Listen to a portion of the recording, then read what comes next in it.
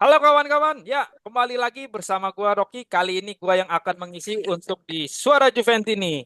Seperti biasa, gua di sini tidak selalu sendiri nih, karena gua selalu ditemani oleh rekan-rekan yang mengisi di Suara Juventini kali ini. Tapi di sini gua ada yang spesial karena di sini gua kedatangan seorang membership yang join di channel Suara Juventini. Kita kenalan dulu. Siapa namanya Mas yang pakai baju hitam nih, ya kan? Iya. Halo penonton Suara Juventini, kembali lagi dengan saya yang keberapa ya lupa ya, tapi Weh, membership sini ya mantep weh, banget nih channel Suara Juventini bisa ikut nimbrung.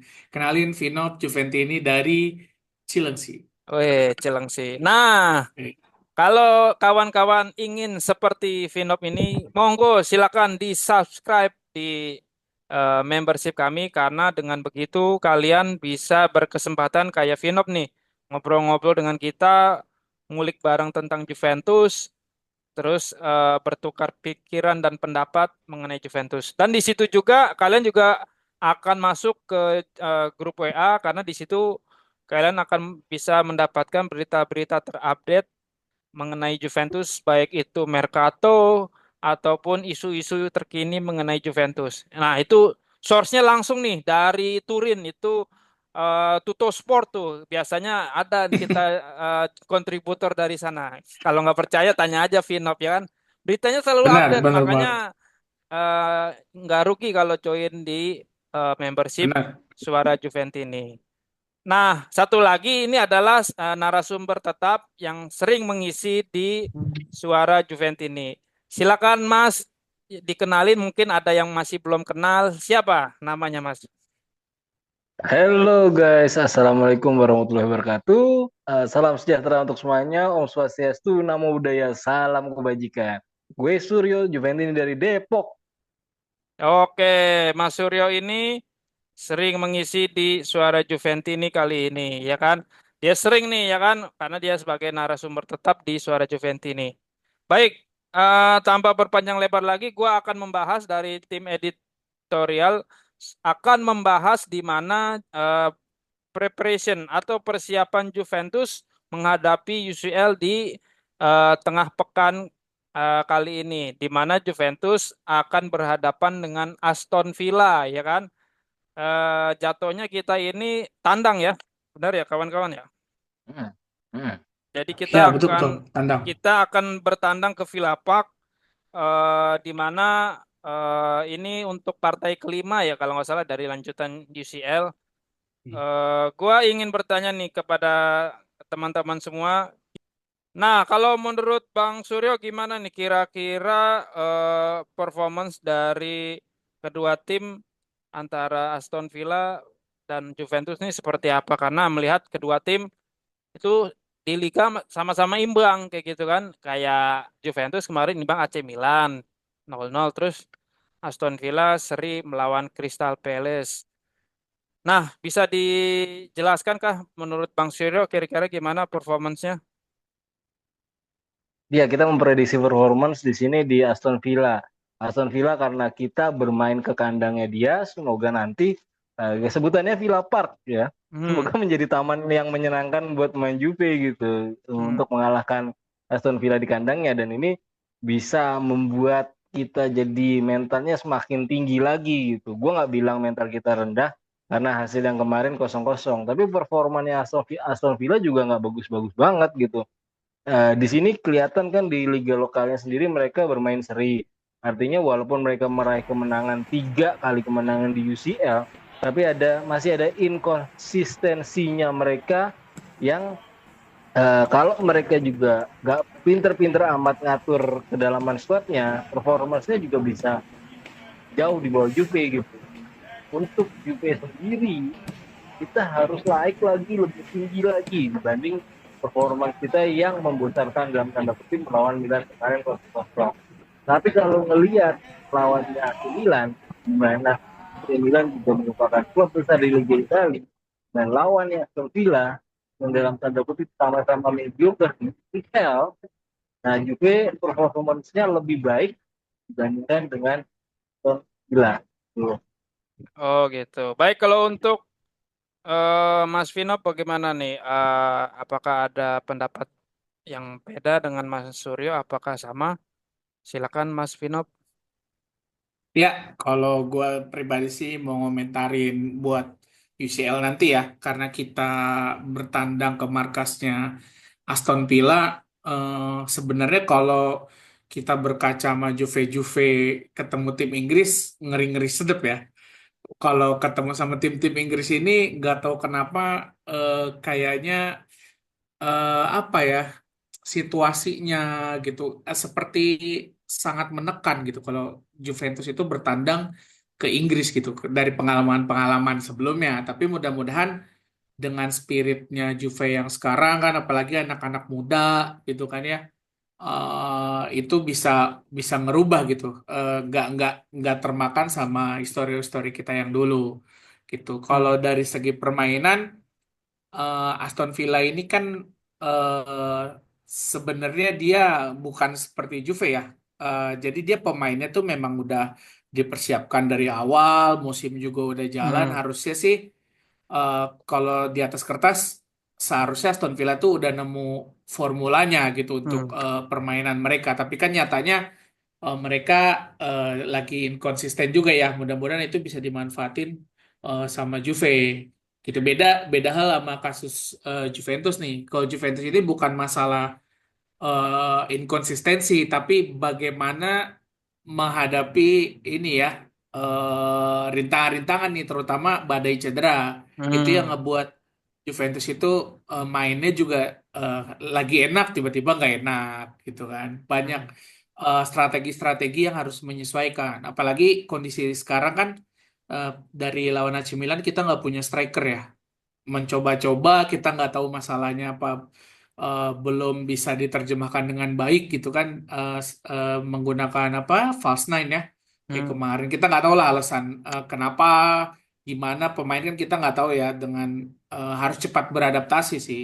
Emang ini justru tantangan Mota di sini juga ya, ketika pemain-pemain Juve kondisi sekarang dia harus menemukan formula cepat gitu supaya Juve itu bisa tetap duduk gitu di pakemnya strategi Mota. Kalau gue sih ngelihatnya gitu ya. Ada secara hasil kita mirip-mirip nih sama Aston Villa, tapi Hmm. ya itu dia, ada perbedaan kondisi antara Juve sama Aston Villa. Tapi gue berharap Juve-nya Mota Hmm. bisa cepat beradaptasi ya. Satu partai AC Milan kemarin harusnya udah nemu bayangan lah gimana nih ngakalinnya kalau kita main tanpa striker gitu kan, Vlahovic lah. Gitu sih. Oke, baik. Berarti kalau menurut lo agak worry di cedera gitu ya. Performanya juga Hmm. naik turun. Nah, untuk pertanyaan selanjutnya adalah kita ini Juventus maksudnya mengalami badai cedera yang cukup parah. Kalau gue sebutin ini ada Bremer, Kabal, Acardius Milik, Adzik, Gonzalez, Douglas Luiz, Vlahovic, terakhir McKennie. Nah, 8 pemain ini nggak bisa tampil saat melawan Aston Villa. Sehingga Thiago Motta harus memutar otak mencari cara bagaimana bisa survive terhadap masalah yang terjadi. Nah, kira-kira dari kalian nih, eh, para narasumber dan Mas Vinops di membership, apa nih kira-kira strateginya untuk Thiago Motta menghadapi masalah seperti ini? Karena melihat ini cukup ekstrim juga, hampir 8 pemain, dan gitu skuad inti juga eh, nggak bisa tampil. Ya, melihat dari stok pemain yang ada, kita lebih punya banyak pemain gelandang dibandingkan pemain serang. Ya, harus pinter-pinter rotasi Thiago Motanya. Jadi dia harus memasukkan orang yang tepat dan menggantikan orang yang tepat di menit yang tepat, serta Hmm. posisi yang tepat. Hmm. Kalau ngelihat dari banyaknya gelandang, berarti yang harus dipertahankan adalah gelandangnya. Dan untuk penyerang yang harus diatur temponya adalah pergantian kebuntuan. Kalau terjadi kebuntuan itu terhadap si yang penyerang tunggal ini gitu. Karena dengan tidak adanya Dusan Vlahovic berarti mengharapkan penyerang tunggal yang tidak pada semestinya. Artinya dari winger atau katakanlah kayak kemarin di Cup Miners itu dia sebenarnya box to box tapi dicoba perankan sebagai false nine. Dan semoga ini nggak kejadian lagi karena pada saat false nine kemarin itu kurang berhasil Cup Miners. Gitu bro. Oh, jadi top miners kurang bisa lah ya dalam Files 9 ini. Karena ya kita nggak ada stok lagi ya kan. Main next gen masa harus dipanggil lagi ya kan. Nah, kalau dari Tuh, Bang tuh, tuh. Vinop kira-kira apa nih yang bisa menjadi strateginya Thiago Motta dengan skuad yang sangat ya bisa dikatakan dengan tipis ya kan. Udah cedera banyak ya kan, jadwal ketat ya kan, dan kompetisi juga terus berjalan. Kira-kira apa nih strateginya? Oke, kalau menurut gua sih kan ini kondisinya sangat-sangat dibilang ekstrim lah ya Iya. untuk Mota, apalagi dengan permainan Juve yang saat ini gitu, yang atraktif. Sebenarnya kuncinya kalau gua lebih di saat latihan ya. Mota tuh harus ada pendekatan personal lebih intens gitu ya untuk ngasih tahu nih strategi-strateginya dia gimana, mengakalinnya gitu dengan kondisi Juve saat ini. Karena kalau udah di pertandingan sebenarnya kalau gue ngelihat Mota ini cukup ini ya, cukup apa sih namanya, tanggap gitu ya. Kalau misalnya ada buntu dia cepat ngeganti ini, Hmm. dia cepat pola permainan yang beda. Cuma yang jadi masalah adalah sepertinya si pemainnya itu sendiri belum siap gitu dengan taktik-taktik kayak yang Mas Suryo bilang ya, harus dengan cara yang tepat di menit yang tepat gitu kan, dengan pola yang berbeda Hmm. supaya ada ada penggantian gitu. Jadi Hmm. ini yang bisa tetap bikin Juve-nya stabil, dan itu gua rasa harus dipakemin pada saat latihan meskipun waktunya juga tipis gitu. Tapi kuncinya memang kalau menurut gua di latihan Hmm. itu gimana cara dia menyampaikan strategi-strateginya. Karena di pertandingan sih gua udah cukup puas gitu karena Mota begitu skema udah nggak jalan nih, dia cepat ngelakuin Hmm. pergantian pemain dengan pola yang beda gitu, kayak kemarin buntu tiba-tiba masukin WA gitu, sebenarnya udah mulai ketahuan mau mau dibawa kayak gimana nih perubahannya, cuma memang si pemainnya sendiri yang belum belum belum sampai gitu maksudnya dari si Hmm. Mota gitu. Itu sih kalau Oh, gue. oke, baik. Berarti Thiago Motta ini kalau menurut lo cepat ya untuk berpikir ulang harus ngapain, sacet-sacet lah istilahnya gitu ya. Ya. Tuh, tuh, tuh. Nah, dari Bang Suryo kira-kira ada tambahan lagi nggak dengan skuad yang tipis ini nih? Iya, ada pepatah bola mengatakan 15 menit pertama dan 15 menit terakhir. Nah, menitan ini yang perlu diatur Mota. Kalau 15 menit pertama sudah menunjukkan hasil yang positif, nanti dia harus mengatur tempo di 15 menit terakhir. Mana pemain yang tampak kelelahan dan tidak fokus lagi, dan mana pemain yang minim kontribusi. Seperti itu, Bro Rocky. Oke, baik. Berarti itu krusial ya 15 menit awal dan 15 menit terakhir kayak gitu. Dari Betul. Bang Vinop kira-kira ada tambahan lagi? Enggak, udah cukup itu Oke, baik kalau kalau gitu. dari. Baik, kita lanjut untuk pertanyaan selanjutnya. Kira-kira eh, prediksi formasi atau line up yang akan digunakan oleh Juventus saat melawan Aston Villa kira-kira seperti apa nih? Dari Bang Suryo nih kira-kira gimana? Iya, untuk Juventus sendiri formasi yang pas menurut gua adalah 4-3-3. Tapi nanti mungkin ada perubahan numpuk di tengah, jadi 4-5-1 gitu, Bro Rocky. Karena mengantisipasi pola kick and rush-nya Aston Villa itu. Hmm. Ya, ya kan? Hmm. Ditambah dengan keadaan kita sekarang yang lagi gak ada striker. Jadi memang satu tunggal gitu. Kalau berani kita 4-5-1. Kalau mau ideal itu 4-3-3 gitu Hmm. kalau mau ideal 4-3-3. Tapi 4-3-3 kalau menghadapi serangan Aston Villa berubah jadi 4-5-1, artinya numpuk dulu di tengah gitu, seperti itu. Nah, Oh. untuk prediksi pemainnya juga Nah, nanti dulu. Jadi berarti ya, formasinya itu yang sudah lo kasih tahu tadi berarti 4-3-3 yang paling ideal. Sama satu lagi tadi ya berapa? 4-5-1 untuk di ininya perubahannya kalau mau Oh, gua di apa menghadapi Aston Villa tangannya. berarti ada false nine juga dong berarti ya.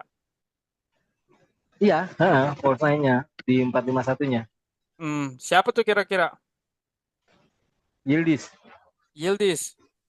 Yes. Yildiz yang akan menjadi false nine-nya Mota saat melawan Aston Villa ya. Nah, kira-kira kalau Betul, betul. untuk Bang Vinop, apakah punya prediksi yang sama, formasi dan line up-nya? Apakah punya pendapat berbeda nih dengan Mas Suryo? Ya, kalau gue sih pasti mirip ya sama Mas Suryo ya. Dengan keadaan skuad Juve saat ini, kita kan tuh justru pemain tengah ya, meskipun tengah kita bervariasi, ada yang lebih ke bertahan, menyerang, Hmm. tapi memang buat menghadapi strategi Unai Emery itu memang perlu kekuatan di lini tengah sih buat antisipasinya. Jadi antara 4-2-3-1 itu ntar transformasinya jadi 4-5-1 sih kalau gue gitu. Karena Hmm. double pivot kita itu sebenarnya udah mulai pakem ya. Hmm. Locatelli sama Kevin Turam itu udah mulai kelihatan lah ya padunya, yang bisa diotak-atik di Juve itu sebenarnya sentral tengahnya. Kalau dengan kondisi sekarang biasanya kan kalau kita punya striker ada cuma Cup Miners gitu ya yang enak di situ. Cuma kondisi saat ini nih tengahnya itu justru yang bisa diotak-atik sebenarnya Oke, gitu. Cuma baik. kalau permainannya tetap ya Fast Nine itu gue masih berharap Yildiz sih yang isi di depannya itu, Yildiz sama yang posisi di biasa diisi Yildiz itu gue pengennya kasih kesempatan buat eh, Mbanggula dulu lah. Banggula. Mbanggula tuh boleh ya. Gue Hmm. pengennya gitu. Baik kalau gitu. Kira-kira untuk pemain kunci dari masing-masing siapa aja Bang Suryo?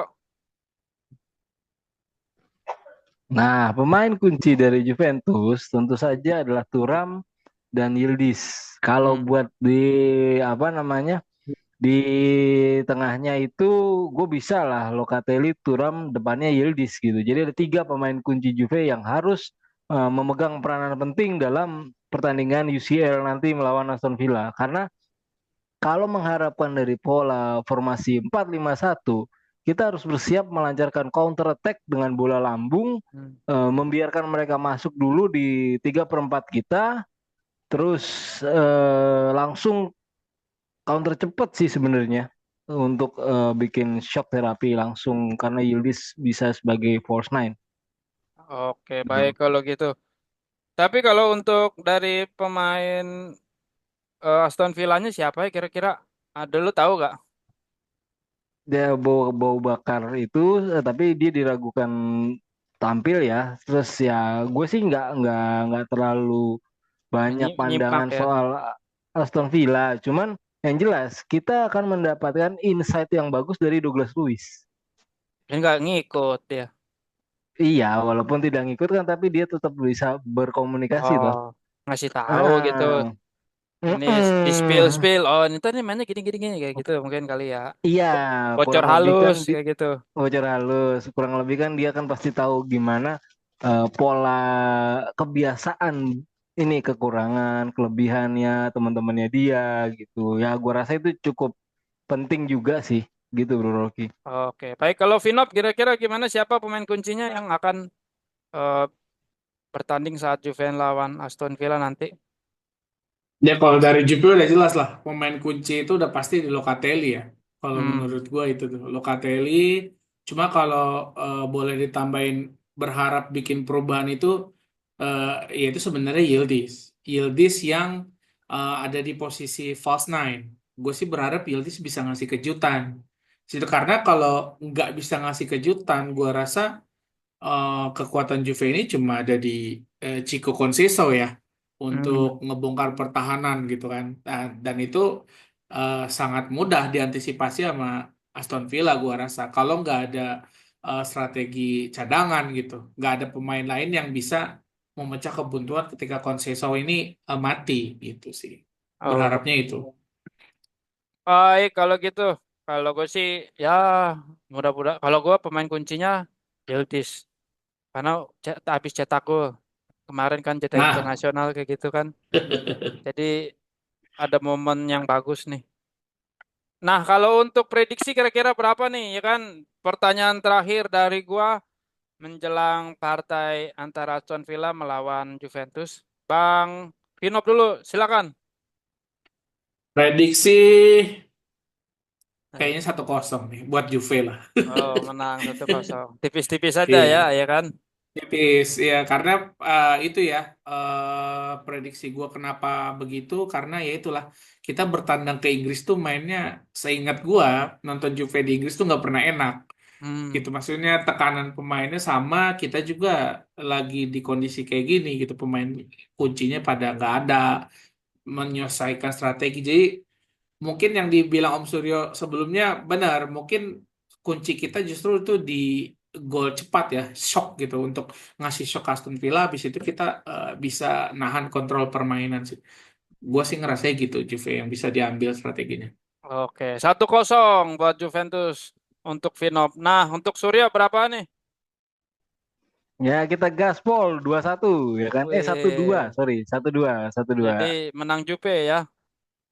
Ya, 1-2. Mengingat ini di kandangnya mereka gitu, mereka pasti akan percaya diri cukup untuk menggolkan gawang kita.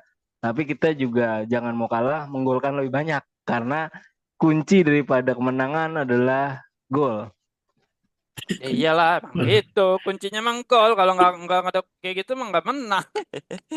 Iya, tapi kalau kalau dari sistem kompetisi seperti ini kan sebenarnya ya seri pun kalau kita main aman memilih-milih lawan mana yang berat dan mana yang itu kan kita harus membagi rotasi pemain ini juga harus pinter-pinter gitu Bro Rocky gitu. Jadi ada target yang memang curi poin dan ada target yang memang harus menang. Tapi kalau di sini melawan Aston Villa gue ngeliatnya harus menang gitu, bukan curi poin lagi gitu Bro Rocky. Oke, baik kalau gitu. Nah, untuk kawan-kawan kira-kira berapa nih prediksi skornya? Tulis di kolom komentar. Nanti kita lihat. Kalau yang benar nanti dapat hadiah dari Suryo ya. Wes, mantap. Boleh, boleh. Oh, mantep nih. Boleh, Jalan-jalan boleh, boleh. kemana, Sur? Baiklah kalau gitu. Terima kasih atas waktu dan atensinya bagi para narasumber yang sudah menemani gua di materi kali ini. Dan jangan lupa juga untuk join juga di membership karena kalau yang ingin kayak Vinop nih silakan tuh diklik aja di deskripsi ada tuh join membership. Nggak mahal-mahal ya kan karena di situ kalian Hmm. juga bisa merasakan bagaimana update-update terkini berita tentang Juventus. Kita ada grup WA-nya ya kan. Dan jangan lupa Hmm. juga di subscribe, di like, di komen serta di-share ada channel yang bisa beropini serta berpendapat mengenai Juventus, yaitu di Suara Juventus ini. Terima kasih Mas Winop, terima kasih Bang Suryo. Kita ketemu lagi di lain kesempatan. Mohon maaf jika ada salah-salah dari gua. Vino alla fine, Forza Forza Forza Juve. Juve.